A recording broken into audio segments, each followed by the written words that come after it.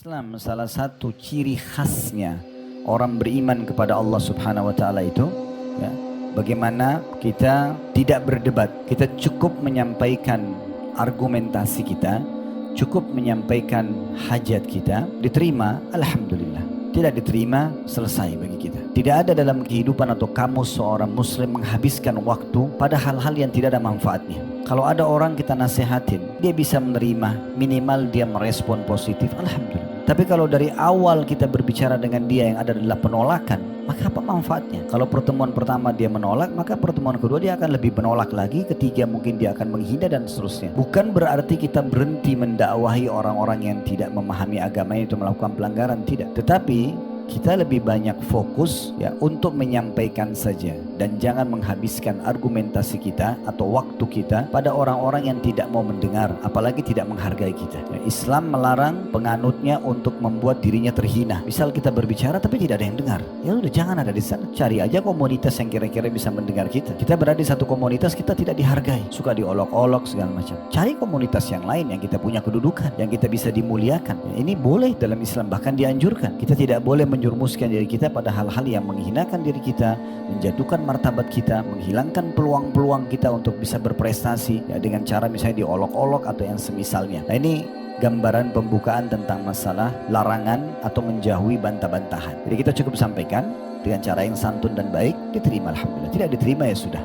Kurang lebih seperti itu. Baik Ustaz, apakah berarti saya tidak boleh berdiskusi? Saya tidak boleh berdialog? Boleh. Tapi tujuannya apa dulu? Kalau kita misalnya punya argumentasi dalam satu permasalahan, orang itu juga punya argumentasi dan memang keduanya sedang mencari mana yang terbaik, itu tidak masalah. Dibolehkan saja. Yang satu menyampaikan argumentasinya, yang satu membantahnya, yang satu menjawabkan lagi, tapi secara ilmiah, dengan adab dan tata krama yang benar boleh saja. Tapi kalau kita habiskan waktu, terutama pada orang-orang yang bodoh, orang-orang yang kasar, orang-orang yang tidak tahu menilai kebaikan orang-orang yang cuma tahu ribut saja, hidupnya menggunakan manajemen konflik, tidak ada gunanya kita habiskan waktu dengan orang seperti ini. Tidak ada gunanya kita menghabiskan waktu dengan orang-orang seperti ini.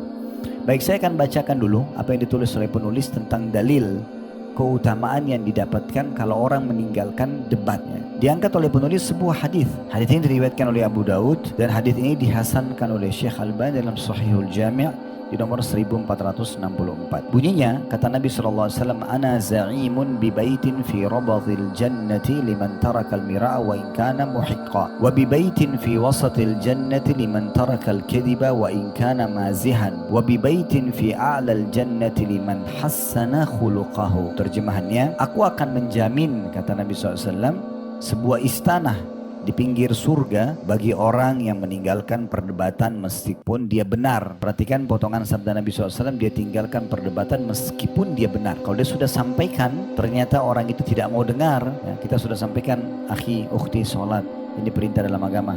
Sudahlah, sok tahu, gak usah gini. Berarti orang yang sudah membuka langsung pintu perdebatan. Kita mau sampaikan ayat, mau sampaikan hadis, kira-kira mau didengar? Gak bakal didengar. Kalau dari awal sudah dibuka pintu perdebatan duluan, penolakan duluan, maka ini ada jaminan khusus bagi orang yang meninggalkan debat-debat seperti ini. Kemudian kata Nabi SAW, juga aku menjamin sebuah istana di tengah-tengah surga bagi orang yang meninggalkan dusta meskipun hanya bercanda. Nanti kita akan rincikan ya. Kemudian yang ketiga, dan juga aku menjamin sebuah istana di bagian atas surga bagi orang yang memperbaiki akhlaknya atau menyempurnakan akhlaknya, karakternya. Baik, kita ambil faedah dulu dari hadis ini. Faedah pertama dari hadis, adanya jaminan dari Nabi alaihi salatu wassalam bagi orang yang meninggalkan perdebatan. Akan panjang lebar kita paparkan dalil-dalil tambahan dan penjelasan tambahan tentang masalah bab ini. Berikut juga dengan tanya jawabnya insyaallah. Jadi kita akan panjang lebar insyaallah jelaskan tentang masalah potongan pertama hadis, jaminan di pinggiran surga istana bagi orang-orang yang meninggalkan perdebatan walaupun dia benar. Ini akan lebih panjang lebar kita jelaskan tambahan-tambahan dalilnya insyaallah. Berikut juga tentang syarah atau penjelasannya. Saya langkahi dulu ini, kita jelaskan dulu hadis ini. Kemudian yang kedua, jaminan Nabi SAW di tengah-tengah surga bagi orang yang meninggalkan dusta walaupun bercanda. Jadi poinnya di sini, walaupun bercanda nggak boleh bohong. Ini ada bahasan sendiri tentunya ya, tapi ini berarti adanya ancaman berat bagi setiap muslim yang suka berbohong atau membuka pintu bohong itu sendiri. Dan jangan pernah dibuka, karena satu kali membuka pintu dusta ini maka akan terbuka dusta-dusta selanjutnya. Ini kalau tidak salah pernah kita jelaskan di salah satu poin dulu ya. Kalau anjuran dalam agama ini agar jangan pernah berbohong sama sekali. Tidak butuh berbohong. Kalau kita benar, kita sampaikan apa adanya. Kalau kita salah, kita akui kesalahan kita. Mungkin berat pada saat kita harus mengakui kesalahan, tapi pada saat itu pastikan Bapak Ibu sekalian, karena kejujuran kita, permasalahan kita sudah selesai. Walaupun nanti masih ada proses penyelesaian dari permasalahan tersebut. Daripada kita bohong, maka setiap kali ditanya permasalahan, maka akan selalu saja berbohong. Dan bohong satu akan punya saudara bohong-bohong yang lainnya. Luar biasanya masalah dusta ini. Kalau kita hidup, misal kita jujur 10 tahun, kemudian tahun ke-11 kita bohong sekali dan ketahuan. Kira-kira yang orang nilai jujur 10 tahun atau bohong yang satu kalinya? Alhamdulillah banyak saksi ya. Jadi luar biasanya menjaga kejujuran 10 tahun itu bisa rusak dengan satu kali bohong saja. Jadi memang berat sekali. Makanya kata Nabi SAW, as-sidqu tuma'nina. Jujur itu adalah ketenangan jiwa. Wal kadhibu ribah. Dan bohong itu adalah kekacauan dalam jiwa. Karena tidak akan pernah tenang hidupnya. Makanya Nabi SAW larang tidak boleh bohong walaupun bercanda. Tentu ada satu pengecualian khusus bagi suami istri. Kalau dalam bab bercanda, memuji, dibolehkan berbohong ya. Kayak misalnya suami bilang sama istrinya, saya belum pernah melihat wanita secantik kamu. Contoh, untuk menggembirakan istrinya. Atau istrinya bilang, saya belum pernah melihat lelaki setampan kamu, untuk menggembirakan. Di bab itu boleh. Bukan bohong lain ya. Bukan selingkuh lalu bohong, nggak boleh. Haram dalam Islam. Tapi dalam pujian, istrinya hidangkan makan, mungkin keasinan, enak gak? Enak. Dia bohong untuk menggembirakan, tapi boleh ditambahin. Dia mengatakan lain kali garamnya kurangi ya, gak apa-apa gitu kan? Mungkin suaminya pulang rumah keringatan bau gitu kan? Tiba-tiba mau biologis, gimana supaya gak tersinggung perasaannya? Oh Masya Allah, belum mandi aja sudah ganteng, apalagi kalau sudah mandi ya. Ini contoh, dan banyak contoh-contoh lain. Intinya jangan berbohong kalau selain daripada pintu ini saja. Kalau pintu ini berbeda ya, itu pun ini dalam rumah tangga bukan menjadi satu habit, bukan jadi kebiasaan. Ini sesekali. Yang benar adalah kita gunakan pola kejujuran yang lebih banyak, gitu kan? Betul, memang kita puji apa adanya. Kelebihan pasangan kita puji, kemudian kalau kekurangannya kita rangkul dia agar bisa menyempurnakan kekurangan tersebut. Baik, potongan yang ketiga, jaminan di surga juga dari Nabi SAW bagi orang yang memperbaiki akhlaknya. Ini kalau tidak salah juga sudah pernah kita jelaskan dulu tentang masalah kedudukan akhlak yang mulia, yaitu orang-orang yang memang memiliki hubungan yang baik dengan Allah Subhanahu wa Ta'ala, sehingga dia betul-betul menjaga karakternya. Karena orang yang hubungannya baik sama Allah, pastikan dia jujur, dia akan amanah, dia akan tanggung jawab, dia akan dermawan, ya, dia akan pemaaf. Itu karena orang-orang yang kenal Allah Subhanahu wa Ta'ala. Terbaiki ya dengan sendirinya karakter-karakter dia, dan dia akan jauh dari karakter buruk seperti bohong, menipu, memukul, menggunjing, dan segala macam hal yang dilarang dalam agama ini tentunya. Itu juga ada bahasan sendiri, tapi yang jelas kalau orang berusaha memperbaiki akhlaknya yang mulia, maka itu adalah salah satu kunci masuk ke dalam surga, bahkan mendapatkan istana di tertinggi, tempat tertinggi di surga. Dan kata Nabi SAW, tidak ada yang lebih berat di timbangan amal hari kiamat dibandingkan akhlak yang mulia. Baik, kita akan fokus teman-teman sekalian bahas tema kita tentang masalah larangan berdebat. Ini tambahan dalil dan syarahnya. Yang pertama adalah hadis Nabi alaihi salatu wassalam dalam hadis riwayat Tirmidzi dan Ibnu Majah yang berbunyi, ma dhalla qaumun ba'da huda kanu alaihi illa utu al-jadal atau utul jadal thumma qara'a ma darabu laka illa jadala. Kata Nabi SAW, tidaklah sebuah kaum menjadi sesat setelah mereka dulunya berada di atas hidayah atau kebenaran kecuali karena suka berdebat. Kemudian Nabi SAW membacakan firman Allah Subhanahu wa Ta'ala yang artinya mereka tidak memberikan perumpamaan kepada Muhammad kecuali benar-benar hanya untuk berdebat saja. Hadits ini teman-teman sekalian memberikan gambaran kepada kita bahwasanya penyebab menyimpangnya seseorang dari kebenaran, dari petunjuk yang telah datang kepada dia, itu karena suka berdebat. Jadi orang yang hadir di dalam majelis ilmu seperti ini, kalau dia ikhlas hadir untuk mendapatkan ilmu dan dia betul-betul ingin mengejar dan mengamalkan isinya, maka kita temukan pasti ilmu itu akan melunakkan hati dan membuat orang tidak suka berdebat. Bahkan terbuka sekali pintu penerimaan. Karena kalau disampaikan, akhi ukhti begini, oh iya, akhi ukhti jangan begini, oh iya, itu akan terbuka. Dibandingkan dengan orang justru setiap kali disampaikan satu argumentasi, apalagi kalau itu adalah hobi dia, kesukaan dia dan itu pelanggaran agama, maka yang terjadi dia berdebat. Nah kalau dia mendebat ini bahaya sekali. Jadi kalau ada yang menyampaikan petunjuk kepada kita dari Allah SWT cuma melalui lisan dia, mungkin karena satu sikap, satu perbuatan yang kita lakukan yang sebenarnya itu buruk, kita tahu sampai pelanggaran, harusnya kita berterima kasih. Jazakallah khair, jazakillahu khair, misalnya kita ucapkan kepada saudara dan saudara kita, sudah mengingatkan, doain ya supaya saya bisa berubah. Nah itu contoh yang baik.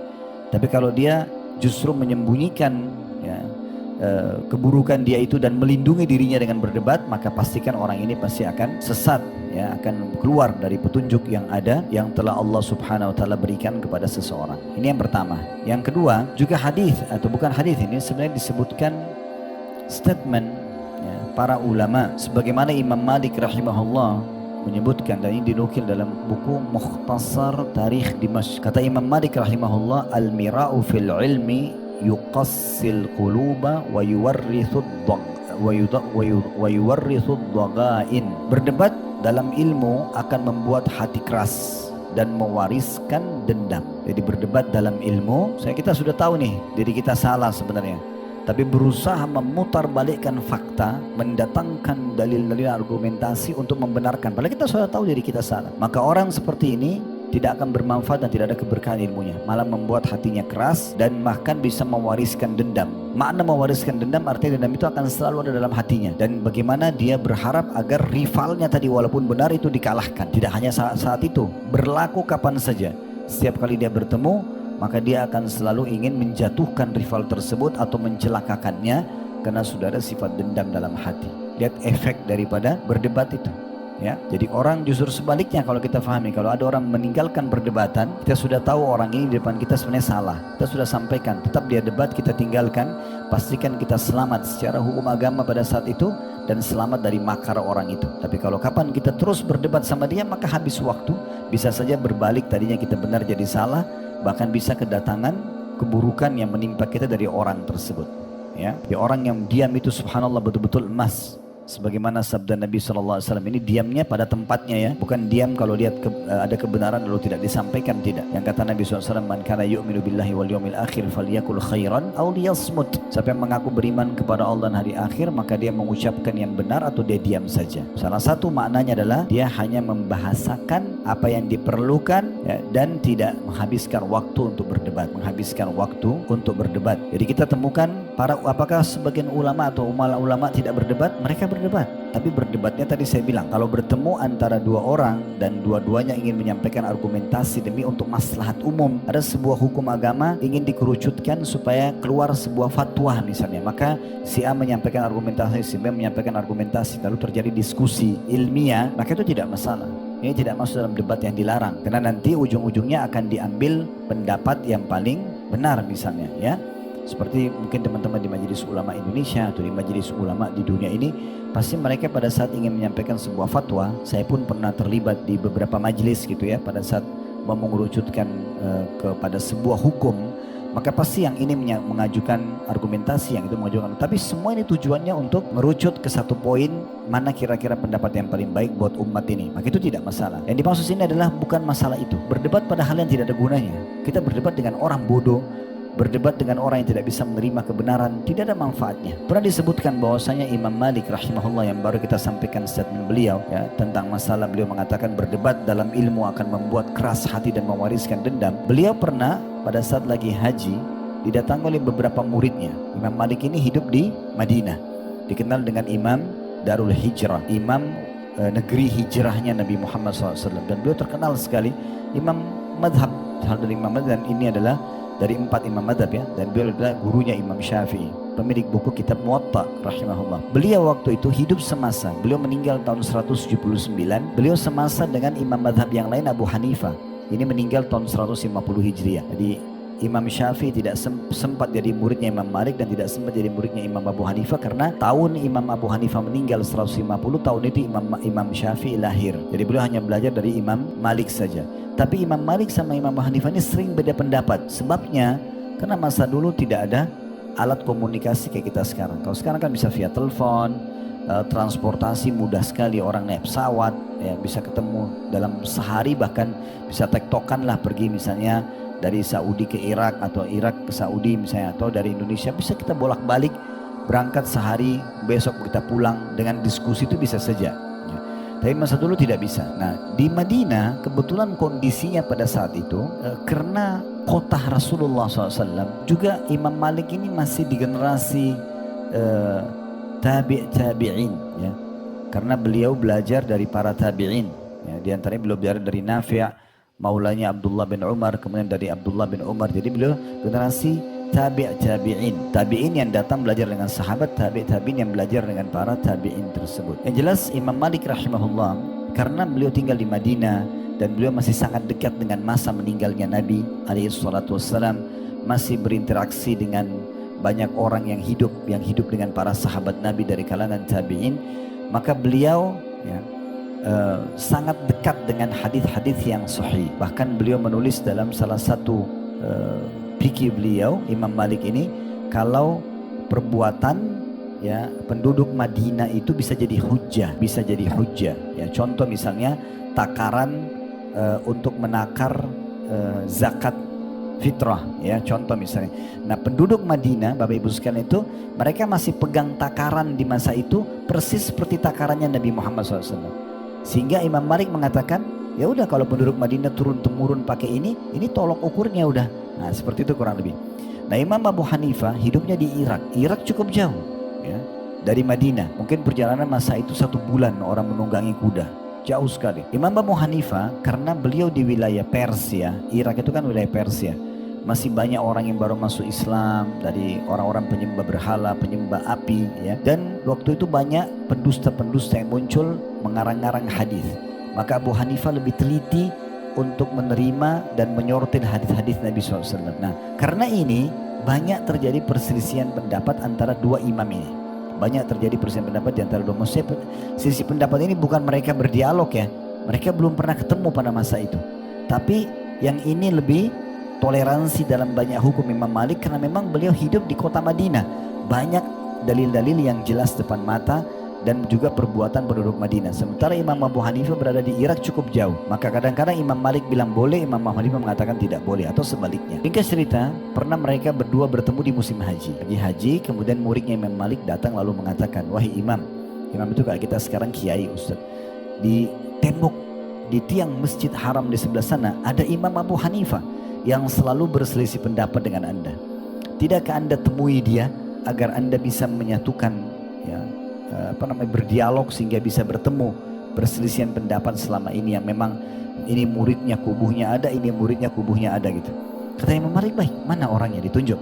Karena Imam Malik mengatakan pada murid-muridnya, jangan ada yang ikut dengan saya, cukup saya sama dia saja yang akan duduk. Maka duduklah Imam Malik dan Abu Hanifah berbicara cukup panjang, lama waktunya, sampai setelah selesai, mungkin kalau kita berjam-jam sekarang, sampai sudah selesai, maka murid-murid Imam Malik mengatakan, wahai imam, bagaimana pendapat anda tentang dia? Maka Imam Malik dengan sangat luar biasa mengucapkan kata-kata, sungguh Allah telah pertemukan aku dengan seorang laki-laki dari ulamanya umat ini yang kalau dia ingin membuat tiang masjid haram ini berbicara, bisa berbicara. Maksudnya orangnya punya kuat hujjah, argumentasi. Dan Imam Malik sama sekali tidak mendebati pada hal-hal yang memang tidak perlu untuk berdiskusikan. Dan beliau justru mengakui teman diskusinya atau teman dialognya, ya, atau mungkin kita katakan tadi debat ilmiahnya pada saat memang tegak argumentasi pada mereka. Nah begitulah keadaan para ulama, bukan fanatik dengan pendapat walaupun salah. Ini poin bisa ditangkap pesannya, ya? Baik. Selanjutnya ada juga sebagian ulama mengatakan, idza aradallahu bi 'abdin syarran uglika anhu babal amali wa fataha lahu babal jadal. Kalau seandainya Allah menginginkan pada seorang hamba keburukan, justru Allah tidak ingin selamatkan orang ini, maka Allah akan tutup pintu-pintu amal untuknya, bahkan Allah akan bukakan baginya pintu perdebatan. Jadi kalau ada orang yang selalu kerjanya cuma debat aja terus, ya, dalam hidup itu bangun tidur sampai tidur berdebat, ya. Kalau perlu dia berdebat dengan dirinya sendiri di cermin, ya, maka orang seperti ini memang betul-betul Allah inginkan keburukan bagi dia, ya. Tapi kalau ada orang, justru kalau kita mulai intonasi suara tinggi saja, ya, atau berubah aja, maka dia terus menahan diri, maka orang itu adalah hal yang positif. Tapi kalau ada orang terus saja memancing emosi kita, dia tidak puas sampai kita emosi, sampai kita berdebat, sampai berantem sama dia, maka ini orang berarti buruk. Nah gitu tolak ukurnya, dinukil dari kitab Al-Hilyah di jilid 8 halaman 361. Nabi Sulaiman alaihissalam dalam riwayat Al-Baihaqi dalam Syu'ab al-Iman pernah menasihati anaknya begini. Dia mengatakan, ya bunai, ini Nabi Sulaiman diberikan kerajaan yang tidak pantas dan tidak akan ada lagi orang sebelum dan sesudahnya memiliki kerajaan tersebut. Orang yang sangat cerdas, Nabi pilihan Allah Subhanahu wa taala, dia nasihatin anaknya. Dia mengatakan, ya baniya atau ya bunayya, wahai anakku, iyyaka wal mira, hati-hati kamu dengan perdebatan atau jauhi perdebatan itu. Fa inna naf'ahu qalil, karena kecil sekali manfaatnya. Wa huwa yuhijul adawata bainal ikhwan, dan dipastikan dia akan melahirkan kebencian di antara orang-orang yang bersaudara. Kalau sudah mulai berdebat, ya kita temukan biasa misalnya dalam rumah tangga, kalau suami istri selalu ribut aja, berdebat, bukan bicara umumnya ada masalah apa dibicarain sama-sama, selalu ribut.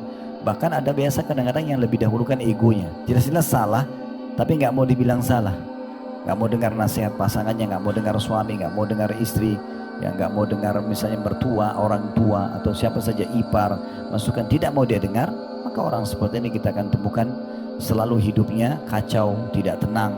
Tapi kalau ada orang malah menjauhi perdebatan itu, dan dia lebih cenderung kepada, misalnya kalau ada orang menyampaikan sesuatu dan dia tahu itu benar, oh ya itu benar, mungkin saya yang salah ya, spontan aja begitu, langsung dia perbaiki keadaannya. Orang seperti ini kita akan temukan bahagia, karena dia hari demi hari terus belajar, hari demi hari terus mengubah dirinya dari yang kurang menjadi sempurna, dari salah menjadi benar. Nah, itu lebih bagus, kita tiap hari belajar, karena tidak ada manusia yang sempurna, daripada kita harus ngotot dengan egoisme untuk mempertahankan pendapat padahal sebenarnya salah, ya. Bahkan kalau orang yang bijaksana dengan anaknya pun, ya mungkin jauh lebih muda dari dia, lebih kecil, tapi kalau disampaikan benar maka diterima. Kadang-kadang ada orang tua gitu ya, dia tidak mau terima karena anaknya yang ngomong. Siapa kamu yang anak kecil baru lahir kemarin udah mau negur-negur gitu kan? Bagaimana seorang muslim tidak seperti itu. Selama kebenaran tidak perlu lihat dari mana sumbernya. Apakah anak kecil, apakah orang tua, apakah orang lebih mungkin rendah, tanda kutip di sini dari sisi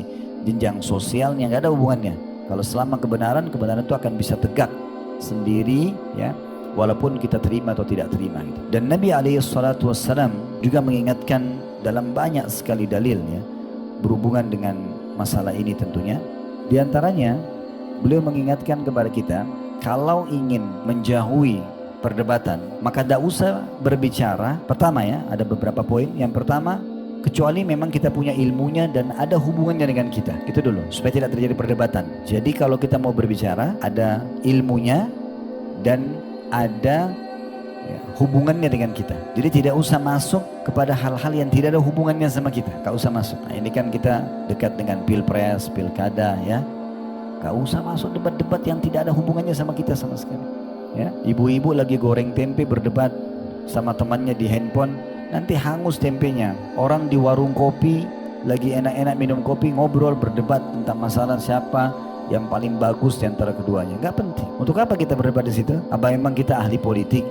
Kan tidak, gitu kan? Kalau bapak ibu mau milih nomor 11 atau 13 atau 17 bebas, tapi tidak usah debat, nggak usah kita debat. Kalau antara calon sama calon itu terserah, kita memang mereka sedang menyampaikan program-program mereka. Tapi kalau kita, untuk apa? Bahaya sekali nih, karena kadang-kadang akan muncul, tadi dikatakan ya, kalau berdebat pada hal-hal yang tidak diperlukan, kita masuk kepada poin yang tidak perlu. Sampai ada yang sampai kepada saya informasi cerai suami istri gara-gara di masa pilkada atau pilpres itu. Ada ribut antara orang tua sama anak, mertua sama anak mantu. Ini apa gunanya? Apa manfaatnya buat kita? Gak ada manfaatnya sama sekali.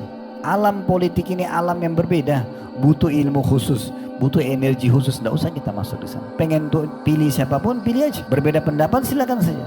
Tapi jangan sampai berdebat yang tidak ada gunanya. Kita membela belum tentu juga orang itu benar, ya. Kalau dia benar dengan kita berikan dukungan pribadi gak ada masalah. Ini salah satu contoh saja. Jadi kita hindari, ya, agar tidak terjadi perdebatan kalau tidak punya ilmunya dan juga tidak ada hubungannya sama kita. Tapi kalau ada hubungannya sama kita, ya silahkan. dan juga kita punya ilmunya untuk membahas. Itu yang pertama. Yang kedua, agar tidak terjadi perdebatan, yang harus diperhatikan adalah kita lihat situasi dan kondisinya. Apakah situasi dan kondisi ini memungkinkan untuk kita berikan masukan kepada seseorang yang kita ingin berikan masukan di depan kita? Kalau iya, silakan saja. Tapi kalau tidak, maka akan melahirkan perdebatan. Orang tidak mungkin menerima nasihat di saat dia sangat lapar sekali, misalnya. Atau orang lagi emosi sekali. Percuma kita bicara sama orang seperti ini, akan melahirkan perdebatan. Gitu kan? Tapi kalau kondisi dan keadaannya, kita lagi sholat, tenang, rupanya ada orang di sebelah kita safnya tidak rapi. Kalau kita sampaikan, memberikan masukan baik-baik, maka itu positif saja, gitu kan? Positif saja. Maka ini poin yang kedua yang harus diperhatikan agar jangan sampai terjadi perdebatan. Ya. Poin yang ketiga, jadi kita harus lihat situasi dan kondisi ya. Yang kedua itu. Poin yang ketiga, kita menggunakan bahasa sesederhana mungkin dan secukupnya. Jadi nggak perlu misalnya ada orang safnya tadi tidak rapat atau tidak rapi di sebelah kita, lalu kita mengatakan, saya mau menjelaskan dulu kepada kamu ya, kitab yang pernah saya baca, nama kitabnya ini, babnya ini, disampaikan oleh ustadz ini di malam ini di masjid itu ya, panjang lebar semua, ternyata ujungnya cuma satu hadis tentang masalah saf harus rapat ya. Ini kan terlalu panjang, jadi terlalu jauh muter-muter ya, to the point saja berbicaranya gitu kan. Jadi biar clear, selesai. Yang penting disampaikan dengan cara-cara yang baik. Kemudian yang keempat, kita niatkan untuk mencari kebenaran, menyampaikan kebenaran sebagai nasihat. Sebagaimana sabda Nabi SAW, ad-dinun nasihat. Agama ini semuanya nasihat. 3 kali Nabi ulangi, ad-dinun nasihat, ad-dinun nasihat, ad-dinun nasihat. Agama ini nasihat, semuanya niatnya untuk memberikan masukan positif ya kepada orang. Ada poin juga perlu untuk digaris bawahi ya tentang masalah tadi. Salah satu poin itu kita harus melihat situasi dan kondisi. Walaupun kita boleh menyampaikan. Saya pernah masuk ke masjid sholat, kebetulan saya berada di saf yang di belakang. Di depan saya ada orang, saya tidak perhatikan waktu dia duduk dari rakaat pertama sampai kebetulan sholat subuh. Kemudian setelah saya salam, saya melihat orang ini rupanya di sebelah dia, antara dia dengan jemaah di sebelah itu ada tempat kosong. Kemudian dia juga duduknya duduk ik'a yang dilarang oleh Nabi SAW. Ada cara duduk yang dilarang oleh Nabi itu, yaitu dua-dua kakinya di kiri kanan. Kan kalau iftirash itu kan didudukin kaki kiri ya. Kalau ini dua-duanya dibuat tertidur di sebelah kiri kanannya. Sambil waktu saya zikir, saya melihat kondisi orang ini, hati saya terganggu.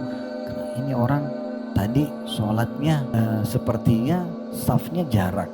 Ini tanggung jawab saya nih, Allah tanya nanti hari kiamat. Depan mata saya lihat, duduknya juga keliru.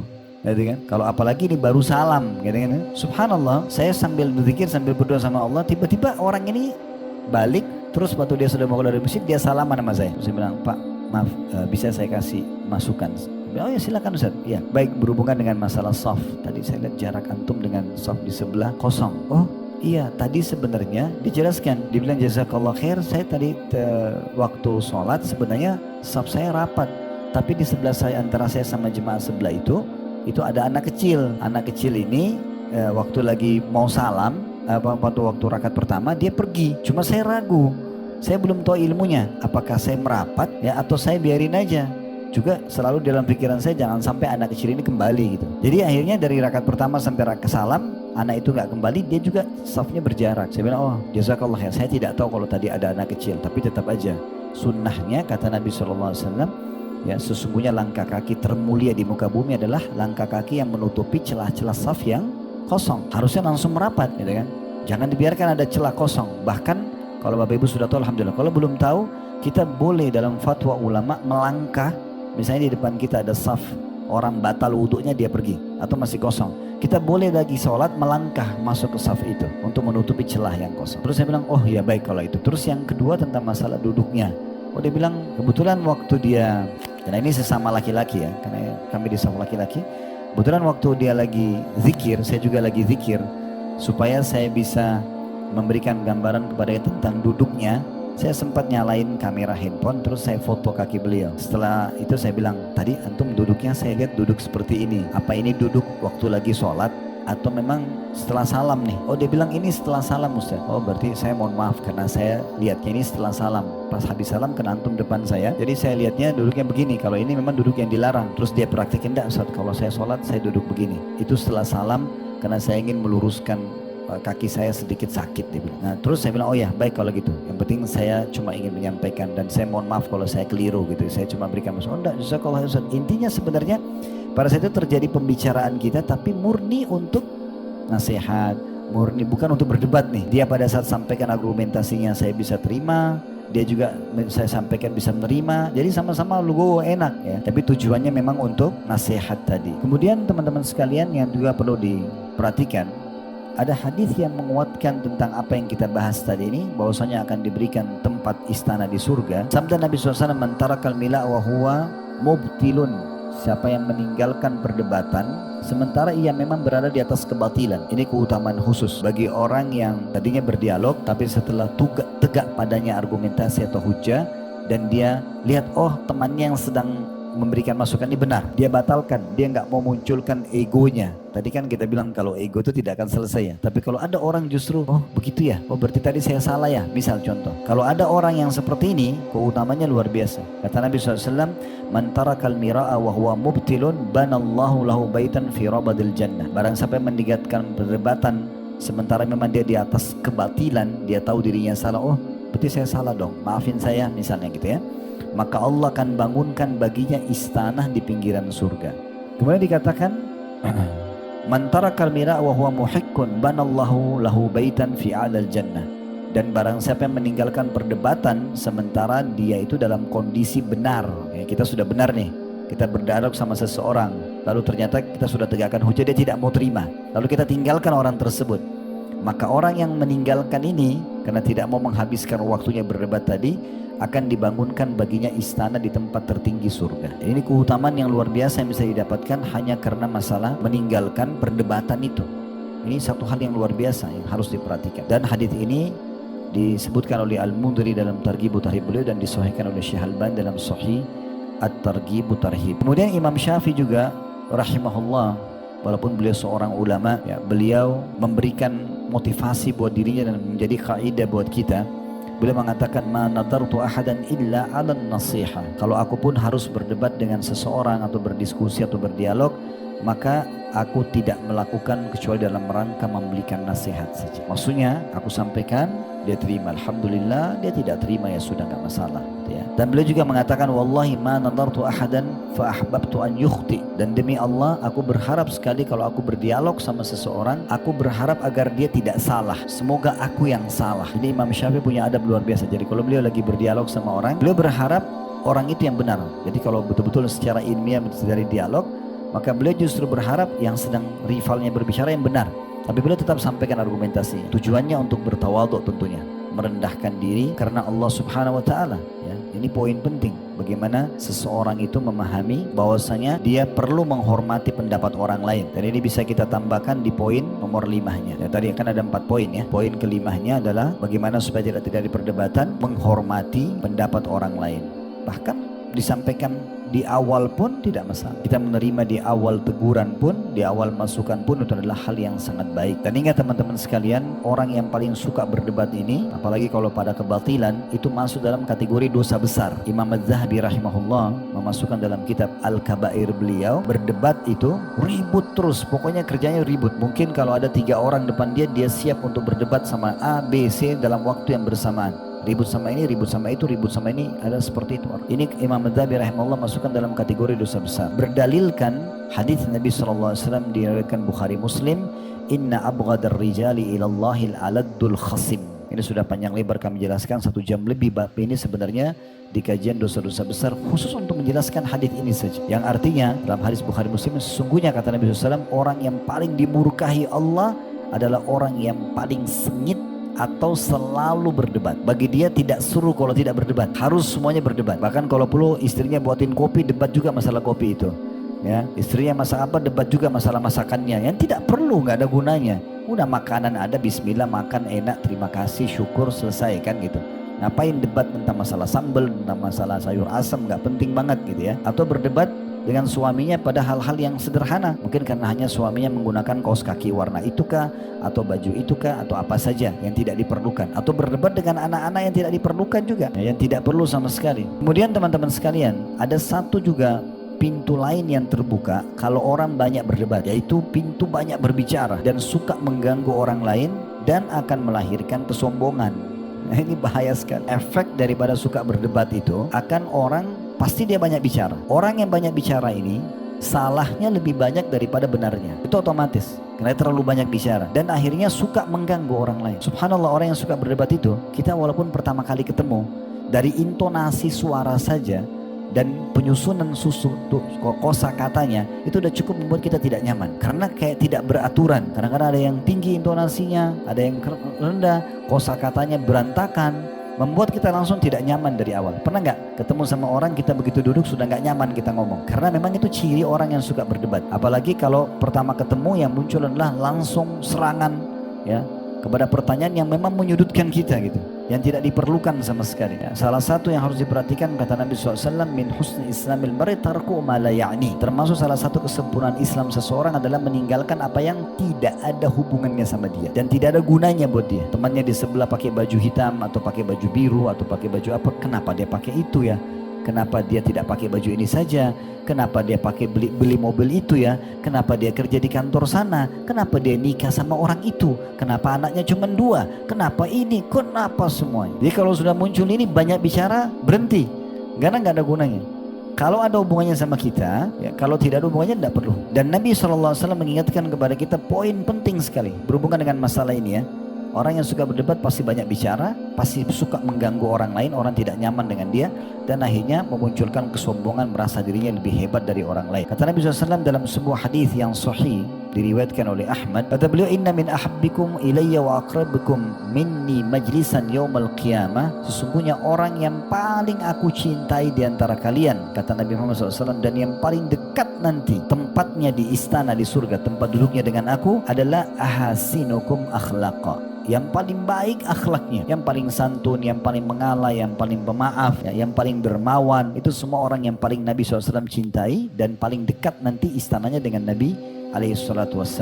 Kemudian beliau mengatakan sebaliknya, wa inna abghadakum ilayya wa ab'adakum minni majlisan yaumal qiyamah, dan ketahuilah orang yang paling aku benci dari kalian dan orang yang paling jauh dari aku nanti di hari kiamat, ya, adalah disebutkan sini ada 3 ya, al-thartharun. Al-thartharun itu orang yang paling banyak bicara. Kalau bicara ribut suaranya, kita nggak nyaman karena intonasinya sudah sangat tinggi. Itu thartharun. Kemudian yang kedua disebutkan al-mutasyaddiqun. Dan mutasyaddiqun ini orang yang juga suka berbicara banyak, gitu kan? Tapi diikuti dengan perasaan sombong, berbangga-bangga dengan dirinya. Ini orang yang paling Nabi benci. Kemudian juga al-mutafaihikun, orang-orang yang suka berlebih-lebihan dalam menyusun kosakatanya sehingga orang biasa bilang lebay kalau kita, ya. Sehingga mungkin bahasa Indonesianya seperti ini, tapi dia kemas sedikit supaya bisa berubah, ya, supaya kesannya dia berbeda dengan orang lain, ya. Nah, ini kelompok yang ketiga yang Nabi SAW tidak sukai. Lalu sahabat menanyakan, ya Rasulullah, kesimpulannya 3 yang tadi Anda sebutkan itu, kalau ya Rasulullah, qad alimna thartharun wal mutasyaddiqun, ya, kami tahu thartharah, orang yang suka intonasi suara tadi dan banyak bicara. Kemudian mutasyaddiqun, ya, orang yang tadi juga berbicara tapi dengan kesombongan, ya. Kemudian kalau mutafaihikun, apa itu ya Rasulullah yang golongan ketiga tadi? Beliau mengatakan juga al-mutakabbirun, orang yang juga sombong kalau berbicara. Kalau saya melihat tadi yang bahasanya itu adalah orang yang coba, ya, mengemas kosakatanya. Baik, kita lihat penjelasan para ulama berhubungan dengan masalah perkataan ini. Kata Imam Tirmidzi rahimahullah, kalau al-tharthara tadi adalah orang yang banyak bicara dengan intonasinya tinggi. Jadi kita temukan kadang-kadang, maaf, kalau bahasa sesuai mudah difahami, tidak ada titik komanya, bicara terus, gak berhenti-berhenti, bahkan tidak ada kesempatan bagi orang lain untuk bicara. Ini orang pertama yang Nabi paling benci dan jauh kedudukan dari Nabi SAW pada hari kiamat. Kemudian yang kedua, al-mutasyaddiq adalah orang yang biasa mengganggu orang lain. Kemudian atau bisa juga menggunakan kosakata yang jorok, itu namanya al-mutasyaddiq. Kalau al-mutafaih ya tadi itu. Yang ketiga adalah orang sombong. Mutafaihikun adalah orang-orang yang sombong, suka berbangga dengan apa yang dia miliki. Ini perkataan Imam At-Tirmidzi rahimahullah. Kemudian juga perkataan Ibnu Athir dalam kitab An-Nihaya beliau, Ats-Sarsarun adalah orang yang banyak bicara dengan memaksakan diri dan keluar dari kebenaran.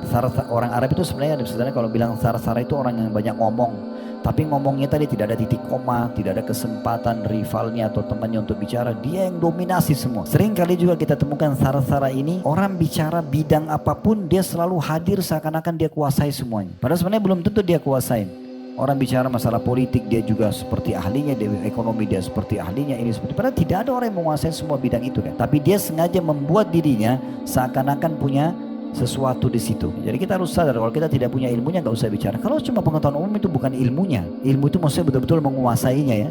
Kalau tidak kuasai untuk apa kita bicara? Kemudian kata Ibnu Athir rahimahullah, Ats-Sarsarun adalah orang yang banyak bicara dengan memaksakan diri dan keluar dari kebenaran. Sementara al-mutasyaddiqun adalah orang yang berbicara panjang lebar tanpa hati-hati. Ini definisi beliau. Adapun yang mengatakan, ada juga yang mengatakan al-mutasyaddiqun adalah orang yang mengolok-olok orang lain dengan mencibirkan bibir ke arah mereka. Ini semua orang-orang yang dibenci. Jadi sebenarnya ini retorika berbicara sebenarnya, yang Nabi SAW anggap ini dosa dan jauh dari beliau pada hari kiamat nanti.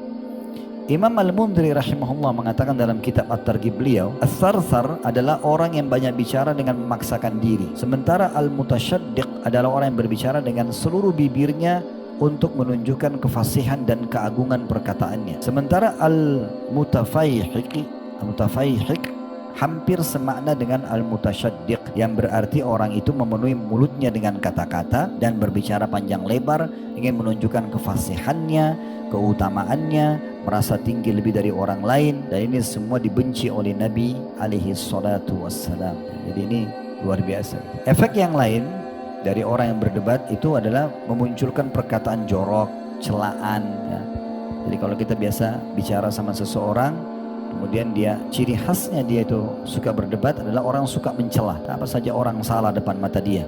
Dan itu bukan ciri orang beriman ya. Kalau ada orang setiap kali kita bicara justru selalu yang ada adalah muncul salah, oh enggak kok, menurut aku begini, menurut saya begini, selalu menurut dia, padahal sebenarnya mungkin itu tidak ada hubungannya sama dia. Mungkin orang lain memilih dengan hak dia, itu tidak ada hubungannya, bukan ranah dia untuk masuk, tapi dia masuk ke sana, makanya masuk semua kecelaan. Misalnya dia datang ke rumah temannya, semua dari pintu masuk sampai ke dapur semuanya jadi celaan. Semua jadi, kenapa kau pakai warna ini, kenapa begini, kenapa tidak begini, menurut aku begini saja. Ini untungnya bukan ketemu sama saya nih. Kalau ketemu sama saya akan mengatakan ini rumah saya ya, ini urusan saya gitu kan, silakan bertamu ke rumah lain aja gitu. Iya kalau ada orang seperti itu ya, karena semuanya begini dicampurin, semua yang ada adalah celaan. Sementara Nabi SAW mengatakan dalam hadis sahih riwayat Tirmidzi ya, riwayat Ahmad, laisal mu'minu bit-ta'an, bukan cirinya orang beriman itu suka banyak mencela, walal la'an, suka melaknat, mendoakan buruk,